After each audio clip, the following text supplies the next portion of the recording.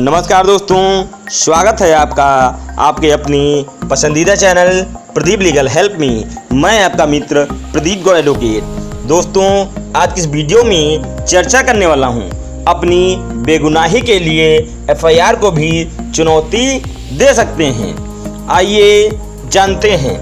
वर्तमान समय में पुलिस के पास असीमित अधिकार आ चुके हैं। इसके पीछे वाजिब कारण भी हैं।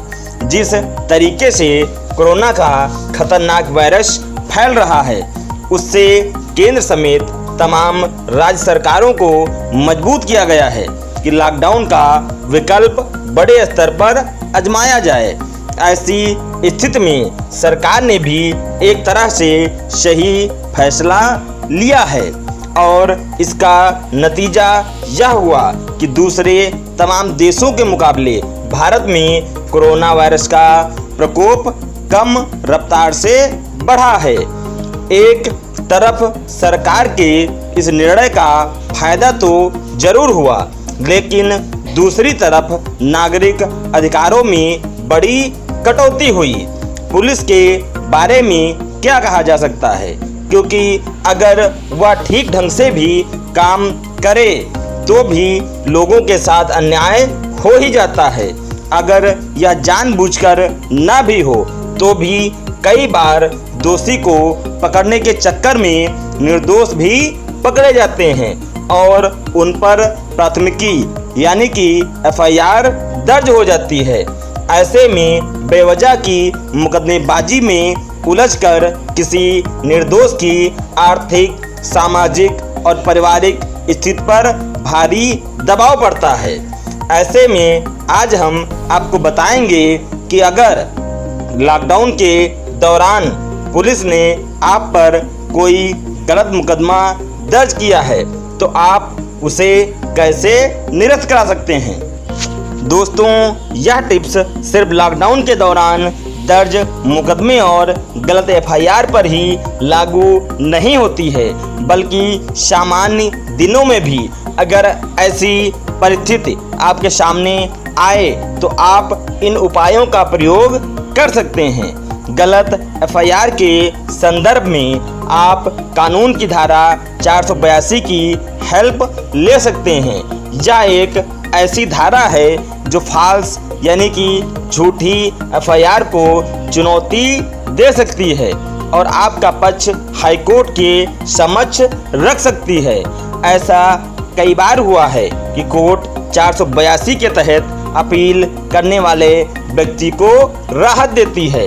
इसकी प्रक्रिया भी कोई बहुत जटिल नहीं होती है।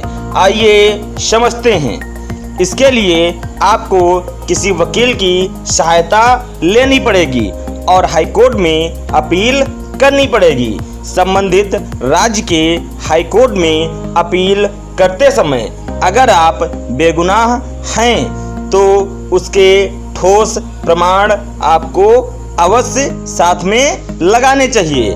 जैसे कि अगर लॉकडाउन के दौरान ही पुलिस ने गलत तरीके से आपको आने जाने के लिए आरोपी बनाया है और आपके पास यात्रा करने के लिए पास अवेलेबल है, तो आप उसे दिखाकर अपनी बेगुनाही साबित कर सकते हैं।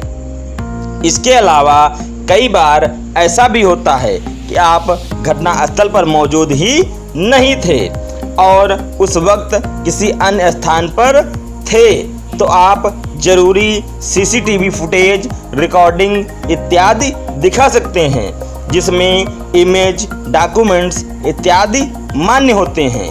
आप यह भी जान लीजिए कि अगर हाईकोर्ट में यह मामला चल रहा है तो पुलिस आपके खिलाफ कोई एक्शन नहीं ले सकती। इसीलिए आपको इस संबंध में परेशान नहीं होना चाहिए।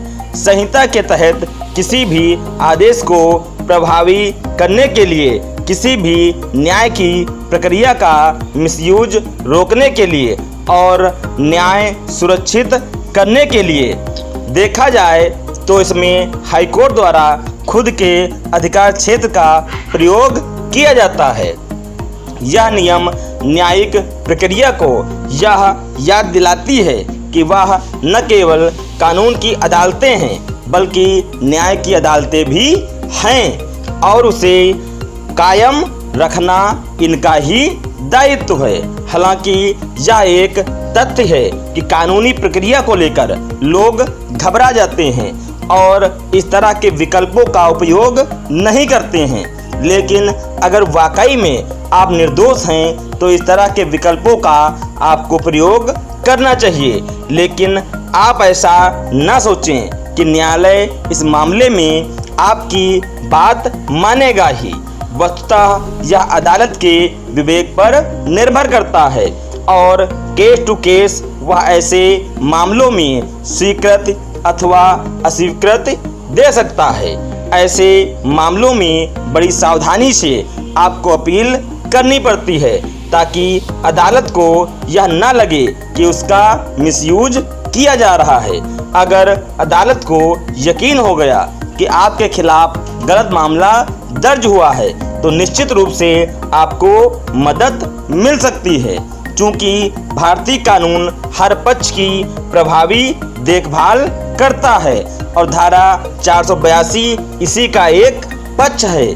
ऐसे तमाम मामले सामने आते हैं जब पुलिस प्रशासन अपनी ताकत का दुरुपयोग करता है तो कई बार स्वार्थ षड्यंत्र कर लोगों को फंसाता भी है।